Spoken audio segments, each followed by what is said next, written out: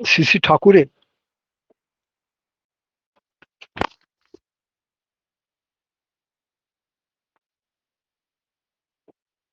আলোচনা প্রসঙ্গে 11তম খণ্ডে খুব সম্ভব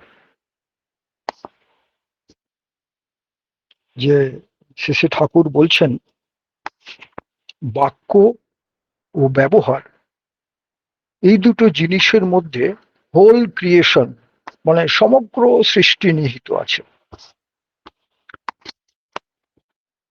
তো আমি এটা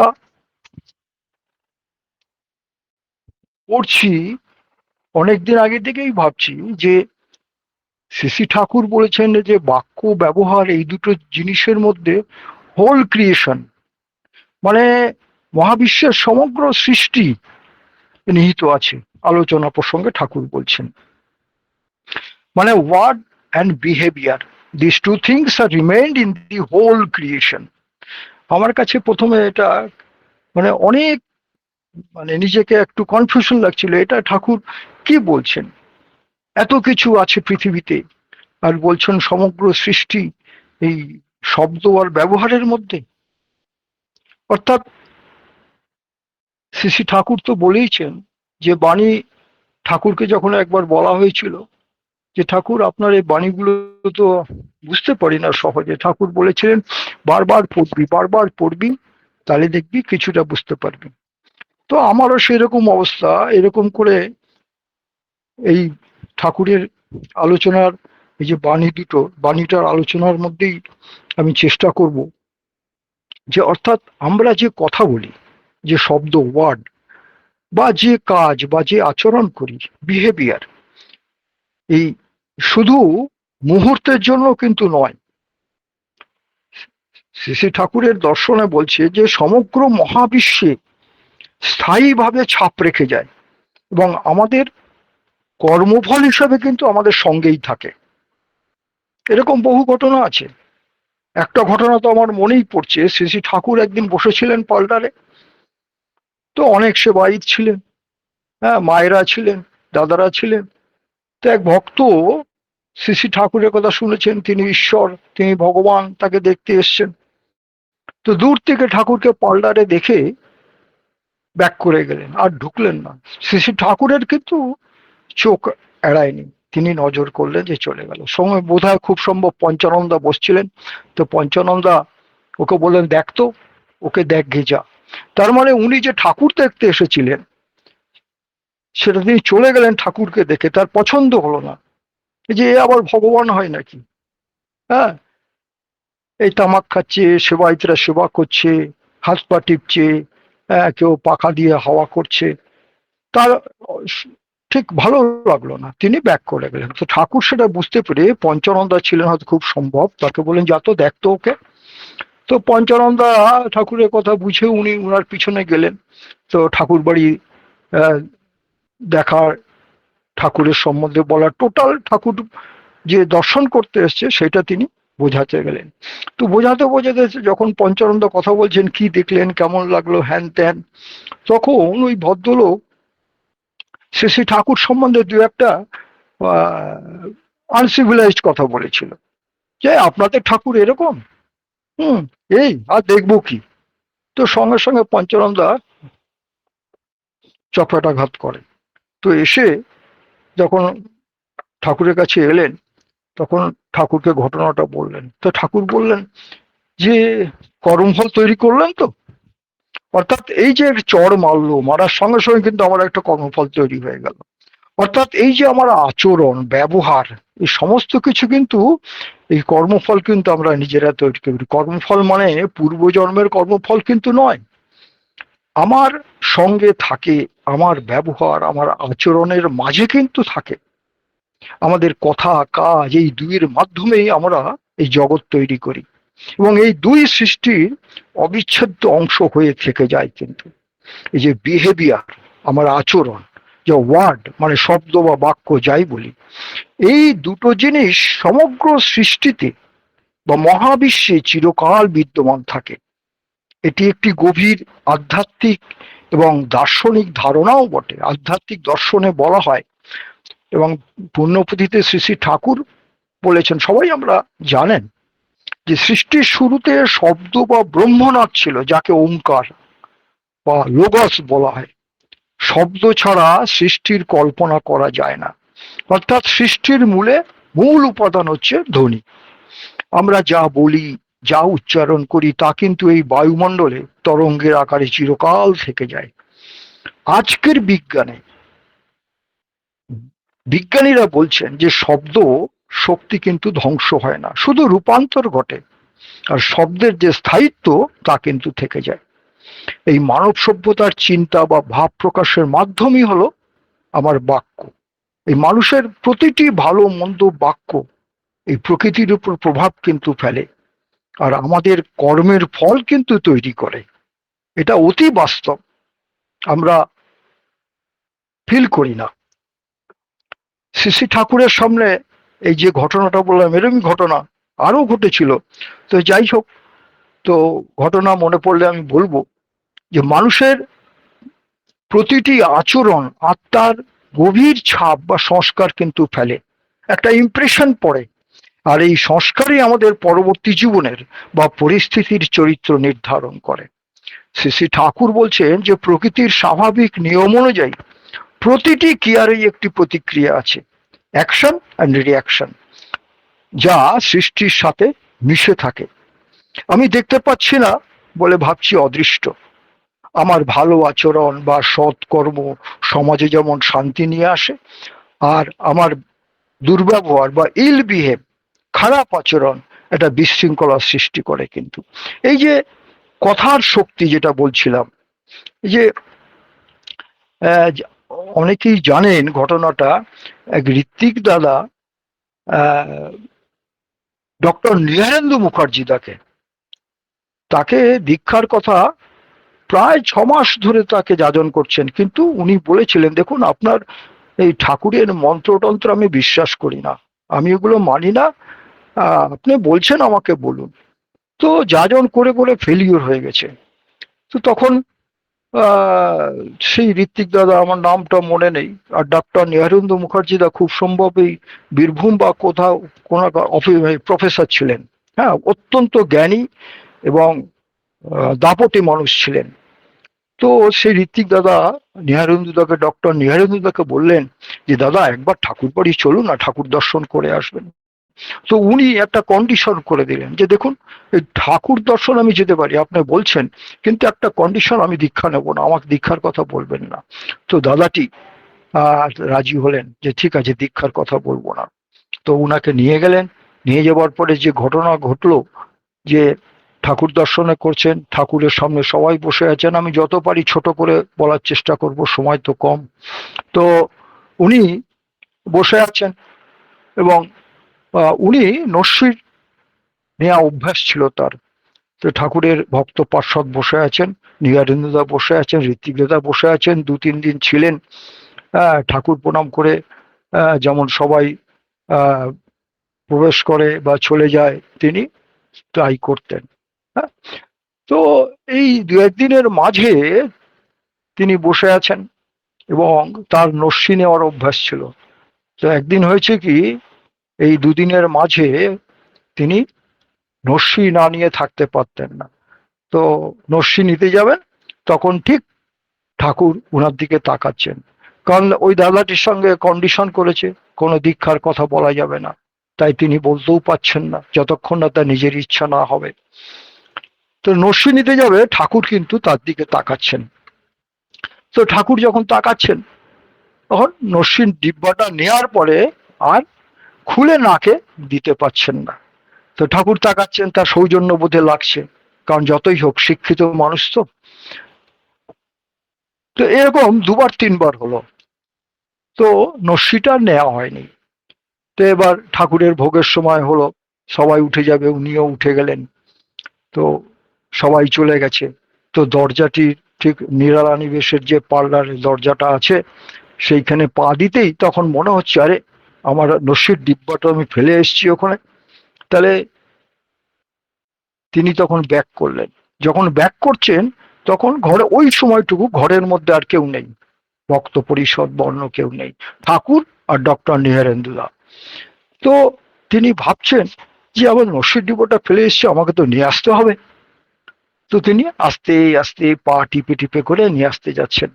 তো নিয়ে আসতে গিয়ে নিতে যাবেন, কেউ কিন্তু নেই, ঠাকুর আর নীহারেন্দুদা। ঠাকুর তো সব লক্ষ্য করছেন, তিনি তো অন্তর্যামী, তিনি তো সব জানেন। তো নস্যের ডিব্বাটা যখন নিতে যাবেন, ঠাকুরের কাছাকাছি হয়ে গেছে, তখন ঠাকুর একটা আনমনা ভাবে এমন করে একটা বেশ গম্ভীর হয়ে বললেন, ননসেন্স। তো তার ফট করে তার নীহারেন্দুদার মনে হলো, আরে আমি তো এখানে আর কেউ নেই, আমি আছি, আমি তো কোনো কিছু ঠাকুরের সঙ্গে কথাই বলিনি, তাহলে কি আমাকে ননসেন্স বললেন ঠাকুর? তো অহংকারী মানুষ ছিলেন, তো খুব বিদ্যার অহংকার ছিল, ডক্টরেট ছিল, তো যাবে কোথায়? তো মনে মনে ভাবছে আমি ঠাকুরকে জিজ্ঞেস করব যে এটা আমাকে বললেন, কেউ তো নেই ঘরে। তো ঠাকুরকে নস্যি ডিব্বাটা যখন নেওয়া হয়ে গেছে, তখন ঠাকুরকে জিজ্ঞেস করতে যাবেন, ঠাকুরের কাছে এসছেন, অতি ভদ্রভাবে তিনি জিজ্ঞেস করবেন।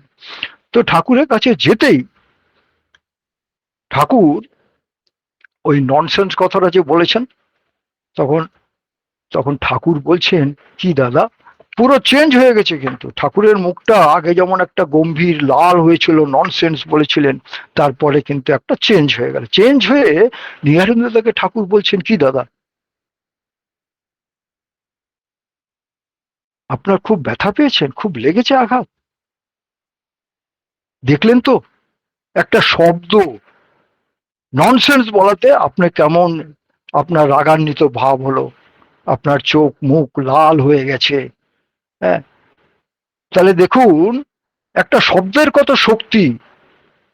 তো তিনি তো খুব উচ্চশিক্ষিত ছিলেন, তিনি বুঝতে পারলেন ঘটনাটা, যে ঠাকুর কি বলতে চাইছেন। কারণ এই নীহারেন্দু দা ওই ঋত্বিক দাদাকে বলেছিলেন, আমি ওই মন্ত্র শক্তিতে বিশ্বাস করি না, আপনাদের ঠাকুরের নামটা আমি বিশ্বাস করি না। অর্থাৎ তিনি বুঝে নিলেন, বুঝে নিয়ে তিনি আর ঠাকুরকে আর কিছু বললেন না, ঠাকুরের কাছে হাত জোর করে প্রণাম করে এবং পরের দিন ঠাকুরকে পারমিশন নিয়ে দীক্ষা নিলেন। এই হলো কথার শক্তি। অর্থাৎ এই যে ঠাকুর যে বলছেন না, বাক্য ব্যবহার এই দুটো জিনিসের মধ্যে হোল ক্রিয়েশন। ঠাকুর বলছেন অন্য সব নগণ্য, তার মানে আমার সম্পদ, আমার শিক্ষা, আমার জ্ঞান, এগুলো নগণ্য।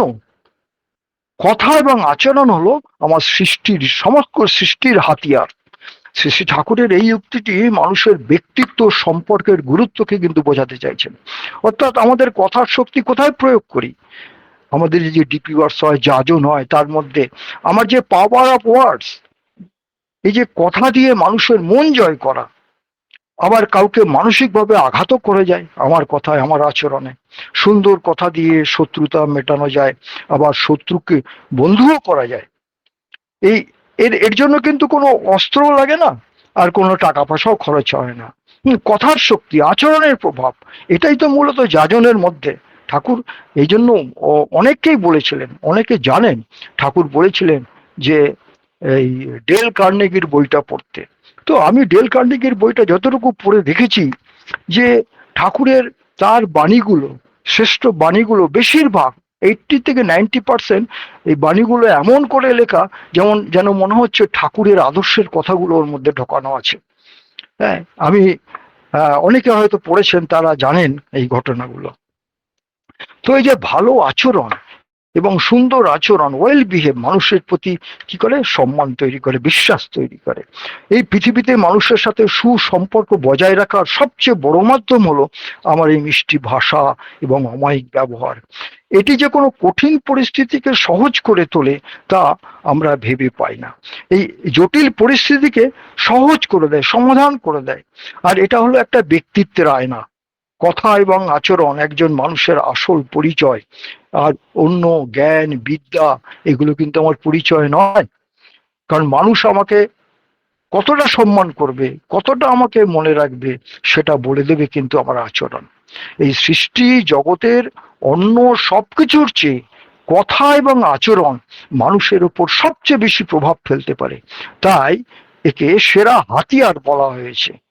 এই যে মানুষ কে সৃষ্টির জীব বলা হয়, কারণটা কি?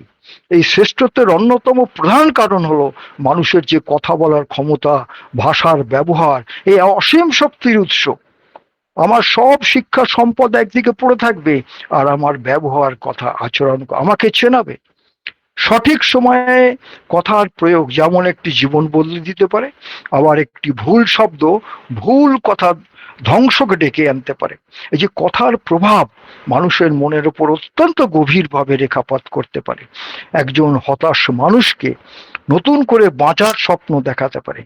মহাপুরুষের বাণী বা কবিতা বা অমীয় কথা যুগ যুগ ধরে মানুষকে উৎসাহিত করে আসছে। মানুষটা নেই, কিন্তু তার কথাগুলো কিন্তু আমাদের মধ্যে, মানুষের মধ্যে জীবন বদলে দিচ্ছে। আমি যদি কোনো মানুষকে একটা গালিগালাজ করি, এই যে আপনারা এখানে বসে আছেন, খুব ফ্র্যাঙ্কলি বলছি, আমি কাউকে করছি না, এখন যদি একটা অসভ্য ইতরের মতো কথা বলি যে কাউকে, 1 সেকেন্ডের মধ্যে কিন্তু আপনাদের সব মুহূর্ত পাল্টে যাবে যে আমার সম্বন্ধে ধারণা। আমি এটাই কিন্তু বাস্তব। একটা প্রবাদও আছে তাই, যে লাঠির আঘাত সহ্য করা যায়, কিন্তু কথার আঘাত মানুষ সহ্য করতে পারে না। এই তাই বলে কথাতেই যত্ন, কথাতেই বিচ্ছেদ। হ্যাঁ, কথা হলো সামাজিক জীবনের সম্পর্কের বা পারিবারিক জীবনের, পিতামাতা বলুন, ছেলে সন্তান বলুন, মা সন্তান বলুন, এই আত্মীয় স্বজন সম্পর্কের সেতু বন্ধন এই আমার কথা ব্যবহার। যার জন্য দেখা যায় একই পরিবারে দেখবেন প্রত্যেকে শিক্ষিত, কিন্তু তাদের সম্পর্কের মধ্যে একটা বিরাট প্রাচীর তৈরি আছে। না আছে শ্রদ্ধার সম্পর্ক, না আছে ভালোবাসার সম্পর্ক। অর্থাৎ মিষ্টি কথা, নম্র আচরণ দিয়ে অতি সহজে যে অন্যের মন জয় করা যায়, এমনকি কঠিন শত্রুতাও অনেক সময় সুন্দর যুক্তিপূর্ণ কথা দিয়ে মিটিয়ে ফেলা সম্ভব হয়। ঠাকুরের কিন্তু এটাই দর্শনের এই মূল সম্পদ। ঠাকুর মানুষকে সম্পদ করতেন কেন? এই শ্রেষ্ঠ জীবকে তার শ্রেষ্ঠত্ব বেরিয়ে আসার জন্য। কথায় আছে, ধনুকে বের হওয়া তীর আর মুখ থেকে বের হওয়ার কথা কখনো ফিরিয়ে নেওয়া যায় না। তাই ঠাকুরের আদর্শে আমাদের কথা বলার আগে কিন্তু প্রত্যেকের সচেতন হওয়া উচিত। পরিবর্তন, এই যে ইতিহাসে অনেক সাক্ষী আছে, দেখবেন বড় বড় বিপ্লব পরিবর্তনের পেছনে এই অস্ত্রের চেয়ে কিন্তু শব্দের শক্তি ছিল বেশি। আমরা বহু রাজনৈতিক নেতাকেও দেখি, হ্যাঁ, সমাজ সংস্কারক যারা, সকলকে তাদের দেখি, হ্যাঁ, তারা এই কথার মধ্য দিয়ে কিন্তু মানুষের জনমত তৈরি করে, আবার এই কথার মধ্য দিয়ে মানুষ থেকে বহু দূরে চলে যায়। এই যে আমি ইলেকশনের সময় দেখি, ভোটের সময় কি, কথাই তাদের অস্ত্র। হ্যাঁ, কথা দিয়ে যুদ্ধ শুরু করা যায়, আবার কথা দিয়ে শান্তি ফিরিয়ে আনা যায়। এই যে ধরুন এখন যে যুদ্ধ চলছে, ইরাক, ইরান, ইসরায়েল, আপনি চিন্তা করে দেখুন, এই সমস্ত কিন্তু কথা দিয়ে যুদ্ধ, আবার কথা দিয়ে কিন্তু শান্তি ফিরে আনা যায়। সেইটাই কিন্তু আমরা জানি না ঠাকুরের আদর্শ কেন শ্রেষ্ঠ। আজকে বড় বড় বিজ্ঞান, বড় বড় শিক্ষিত মানুষ, ডক্টরেট, তারা এই প্রায় 2 মাস হতে চললো যুদ্ধ লেগে আছে। কি অহংকার, কেউ কাউকে মাথা নত করছে না। অথচ একবার মনে আছে, অনেকের হয়তো মনে আছে, দেখবেন এক সময় এই যে তখন রাশিয়ার নেতা ছিলেন ক্রুশ্চেভ, আর এদিকে ছিলেন কেনেডি। হ্যাঁ, এই দুজনের মধ্যে এমন একটা পরিস্থিতির সৃষ্টি হয়েছিল যে একটা বিশ্বযুদ্ধ বাঁধার মতো। ঠিক এই সময় ঠাকুর, তিনি তো খবর শুনতেন, অনেকদিন আগেকার কথা, আমি তখন ছোট, কিন্তু ঘটনাটা আমার জানা। যখন খবর এসছে তখন ঠাকুর নিজে বলছেন, আমি যদি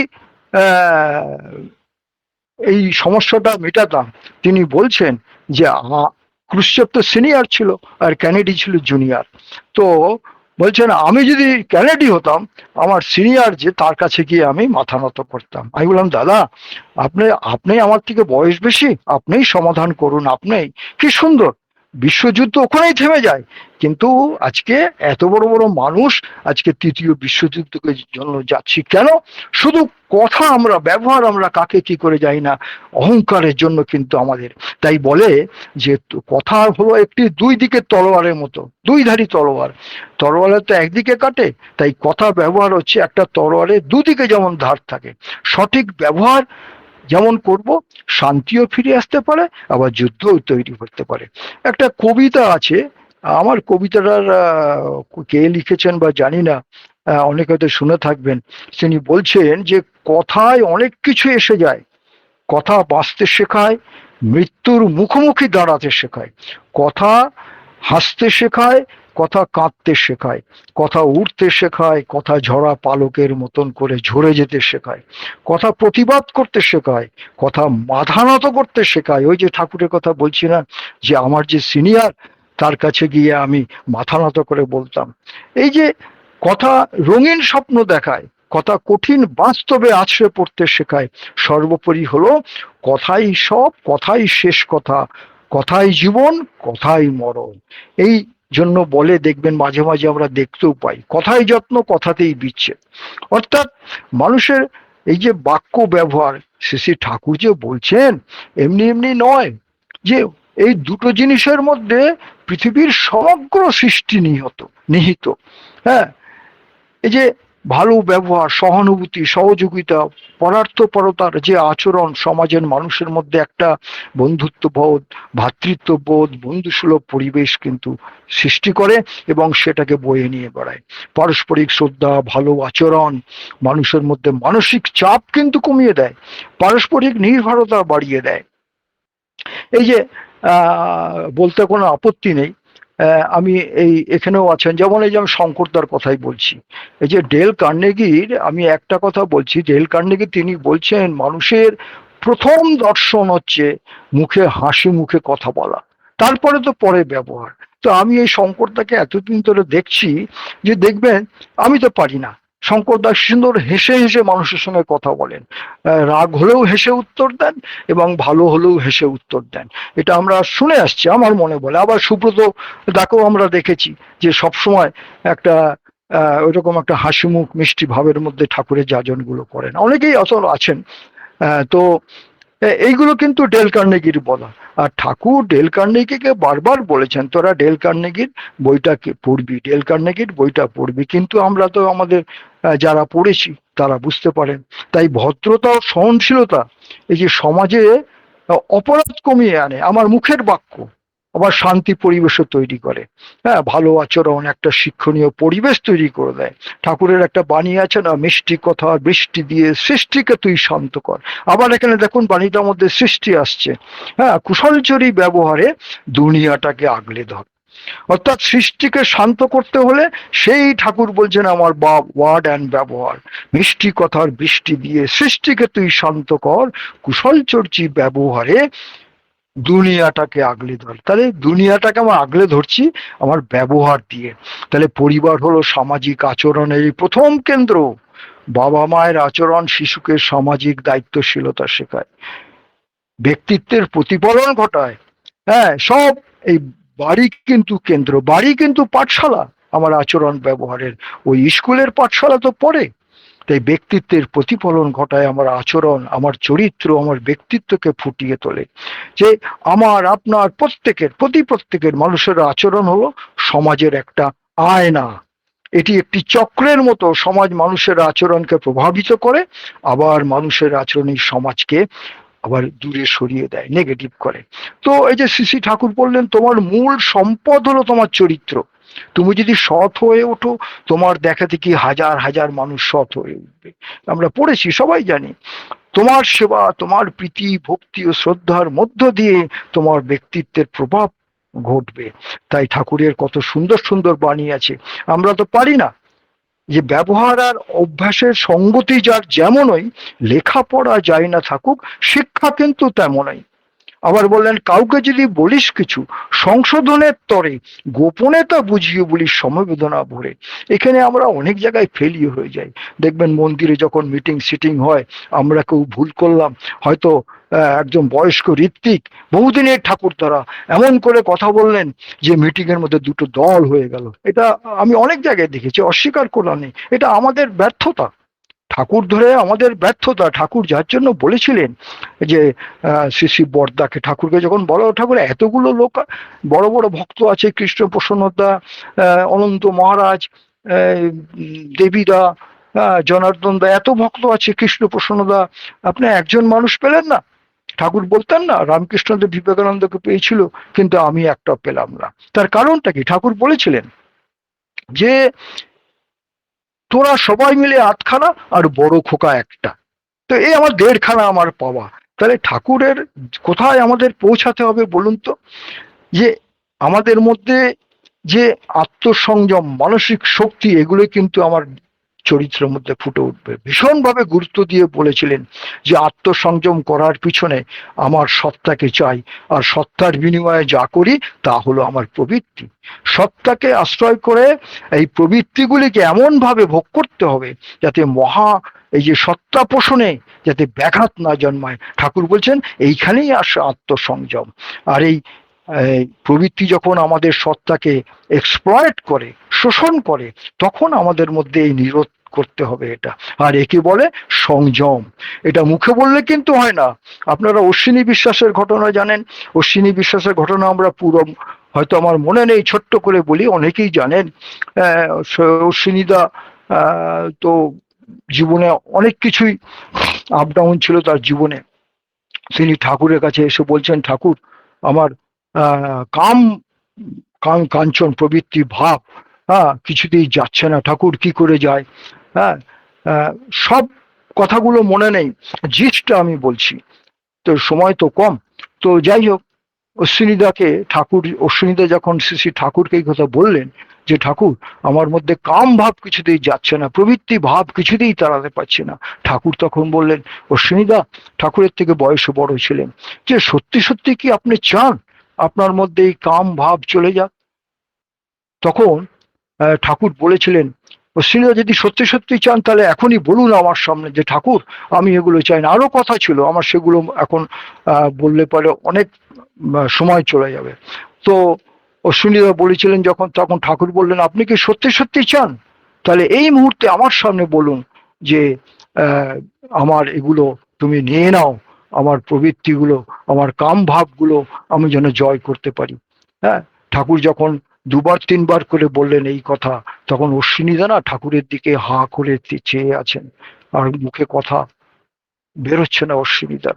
অর্থাৎ অশ্বিনীদা ভাবছে, আমি যদি এইগুলো বলে দিই ঠাকুরের কাছে, আর সত্যি সত্যি আমার মধ্যে যদি আজ সংযম চলে আসে, আমি এই যে স্ত্রীর সোহাগ, ছেলে মেয়ের ভালোবাসা, তাহলে এইগুলো কি পাবো না?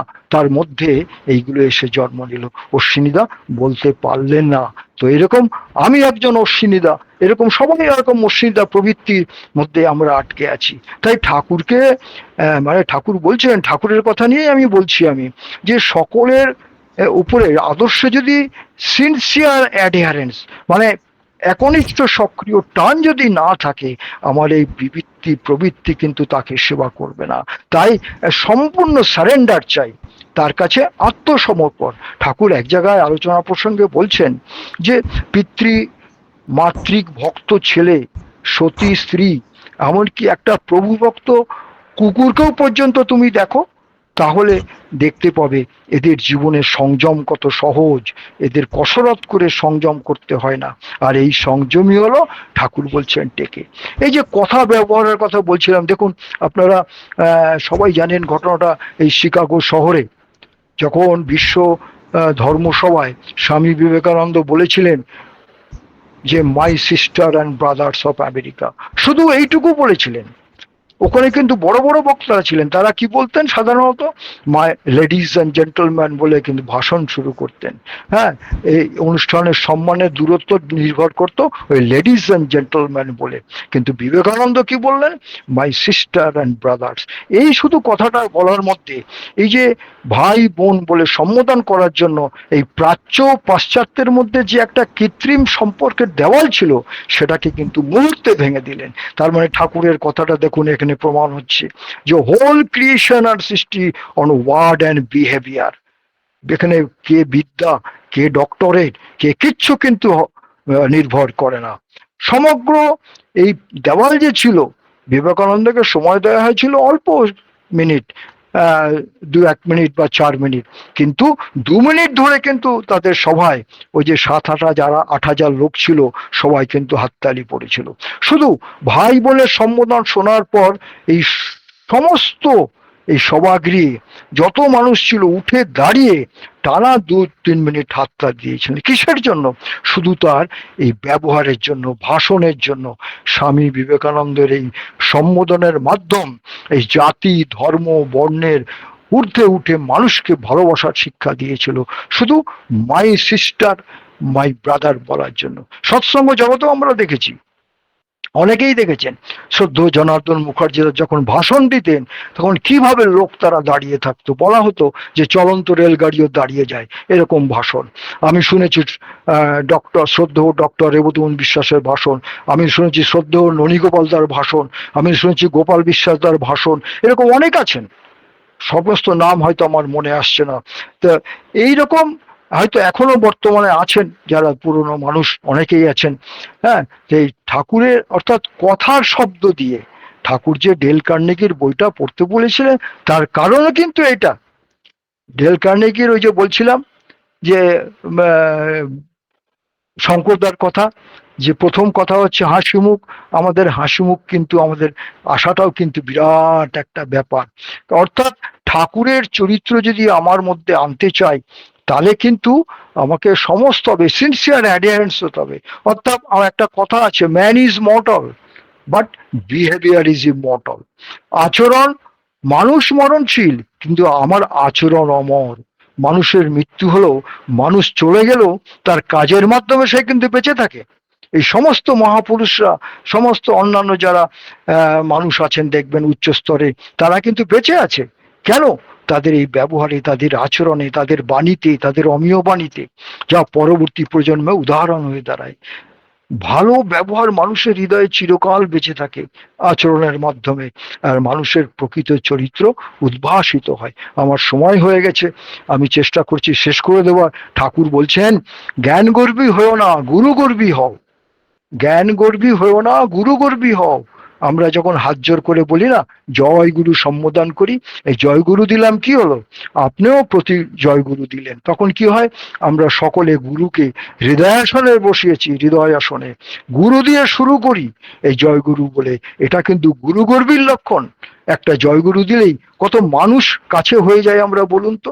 একটা পরিবারের স্বামী স্ত্রী পুত্র কন্যা সকলেই শিক্ষিত, সকলেই উচ্চ শিক্ষিত, কিন্তু জ্ঞান গর্বী হওয়াতে গুরু গর্বী নয় তারা, ফলে সম্পর্কের মধ্যে সিমেন্টিক ফ্যাক্টর কিন্তু জন্মাচ্ছে না। অর্থাৎ এই যে শ্রদ্ধা ভক্তি ভালোবাসা, এগুলো তো সিমেন্টিক ফ্যাক্টর, সেটা ঠাকুর থাকলে, আদর্শ থাকলে কিন্তু এটা হয়ে ওঠে। একটা ছোট্ট ঘটনা বলে আমি শেষ করে দিতে যাচ্ছি। এই যে ব্যবহারের কথা বলছিলাম, এই কত আহ মানে বাস্তব ঘটনা। ঠাকুর একবার পার্লারে বসছিলেন, আমার সময় কম তো আমি একটা বলে শেষ করে দিচ্ছি। আমি এটা আরো স্পষ্ট হয়ে যাবে, অনেকেই জানেন ঘটনাটা। শ্রী শ্রী ঠাকুর পার্লারে বসছিলেন, আহ বেশ একটু গরম, তখন গ্রীষ্মকাল। ওখানে খুব সম্ভব, নামটা জোর দিয়ে বলছি না, কিন্তু এটা বঙ্কিম হয়তো ছিলেন তখন। দরজা জানলা বন্ধ করে দেওয়া, ঠাকুরের ভোগের সময় হলে বা গরম লাগলে একটু খুলে রাখা, এই সমস্ত করতেন। তো বঙ্কিমনাথ খুব ভক্ত মানুষ ছিলেন। তো একদিন কি হয়েছে, ঠিক ওরকম ঠাকুরের জানলাগুলো বন্ধ করবেন, ওই সময় একটা পরিবার এসছে আহ ঠাকুরকে প্রণাম করতে, দর্শন করতে। তো বন্ধ করতে গিয়ে তারা ছুটে আসছে, দূর থেকে দেখছে। তো তারা বোধহয় বলেছিল দাদা একটু দর্শন করব। তো তিনি কেমন করেছিলেন জানেন? তিনি ফট করে বন্ধ করে দিলেন, এখন হবে না বলে।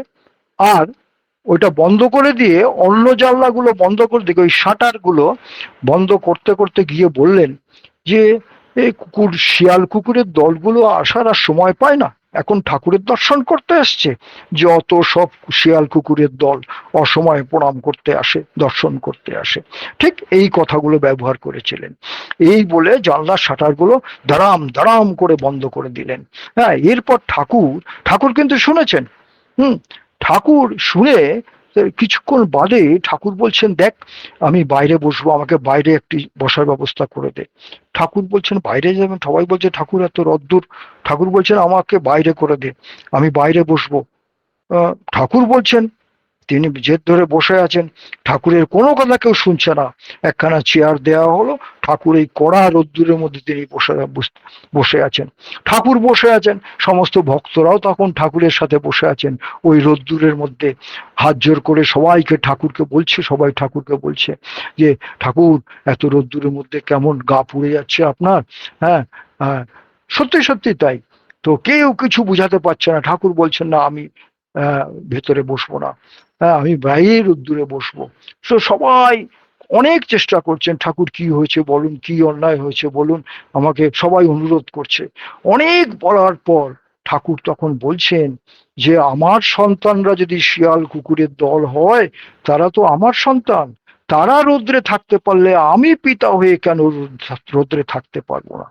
যখন তিনি এই কথাটা বললেন, তখন ওই বঙ্কিমদা যিনি বলেছিলেন যে যত সব শিয়াল কুকুরের দল প্রণাম করার সময় আর পেল না বলে জানলা বন্ধ করে দিয়েছিলেন, তিনি ঠাকুর শুনতে পেয়েছিলেন কথাগুলো, ঠাকুরের কাছে পায়ে পড়ে তখন বঙ্কিমদা সারা জীবন বলছেন ঠাকুর আমাকে ক্ষমা করে দেন ইত্যাদি বলার পরে, অনেক বলার পরে ঠাকুর তখন রাজি হলেন। ঘরে এলেন, ঘরে এসে বঙ্কিমদাকে বলছেন, তুই তো ওদের শিয়াল কুকুরের দল অমন না বলে ভালো করে বলতে পারতিস যে ঠাকুর বিশ্রামের সময় আপনারা পরে আসবেন, তুই তো এরম বলতে পারতিস।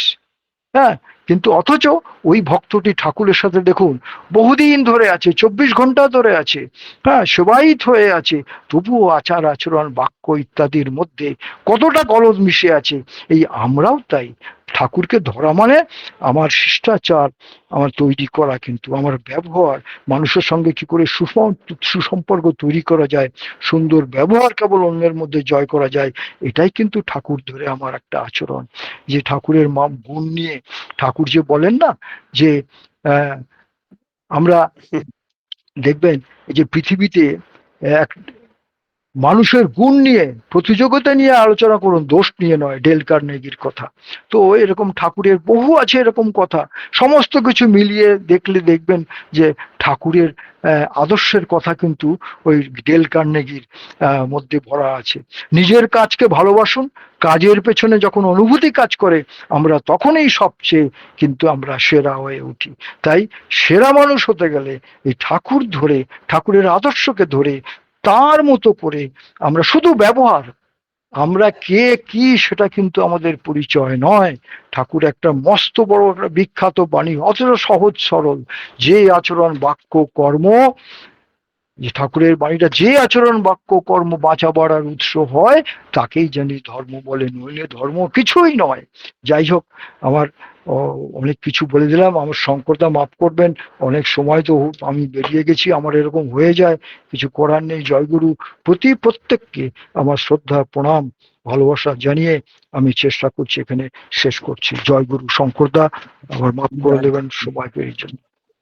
জয়গুরু, জয়গুরু দাদা, জয়গুরু। অপূর্ব, অপূর্ব, অসাধারণ বাক্য এবং ব্যবহার সাবজেক্ট আজকে।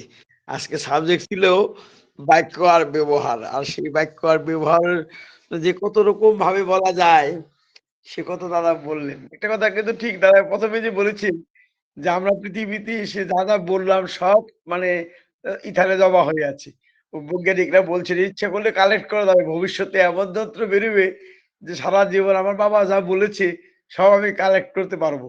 এমন দিন আসবে হয়তো। বৈজ্ঞানিকরা আজকাল বলছে। আর আমার শ্রদ্ধেয় দাদা কি সুন্দর করে বাক্য এবং ব্যবহারে কত কিছু বললেন।